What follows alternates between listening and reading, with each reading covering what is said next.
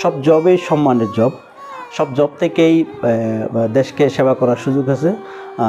যে পার্সপেক্টিভে চিন্তা করে দেশের সেবাটাই সবচেয়ে বড় উদ্দেশ্য হওয়া উচিত। আপনারা জানেন আমি 27তম BCS-এ প্রশাসন ক্যাডারে সিলেক্টেড হয়েছিলাম। সেটা অনেক লম্বা গল্প, বাট শিক্ষকতাকে আমি আমার প্যাশন হিসেবে নিয়েছি এবং এটা বিশ্বাস করি যে বাংলাদেশের একজন নাগরিক হিসেবে আমি যে সেক্টরে যাই সেখানেই কাজ করার সুযোগ আছে। শিক্ষার মাধ্যমে যেহেতু দেশের মৌলিক পরিবর্তন সম্ভব, একটা বিরাট জনগোষ্ঠীকে শিক্ষিত করা সম্ভব, আমার প্যাশন থেকেই আমি BCS থেকে শিক্ষকতা, ঢাকা বিশ্ববিদ্যালয়ের শিক্ষকতা পেশায় যোগ দিই। তারপর জানেন কেমব্রিজ বিশ্ববিদ্যালয়ে PhD পোস্টডক করছি। উন্নত বিশ্বের রিসার্চ ল্যাব, শিক্ষা ব্যবস্থা অন্য সবগুলো দেখেছি।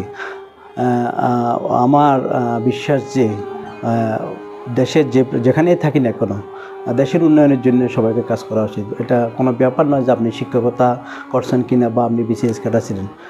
তো আমি আমার যেই বিগত বর্ষের অভিজ্ঞতাগুলোকে কাজে লাগিয়ে এটুকুই বলতে পারি যে নবী প্রবীকে একটা QS র্যাঙ্কিংয়ের একটা সম্মানজনক আসনে নিয়ে যাব শিক্ষা ও গবেষণায়, যেটা আমাদের ছাত্রছাত্রীদের জন্য, আমাদের শিক্ষকদের জন্য অনুকরণীয় হয়ে থাকবে।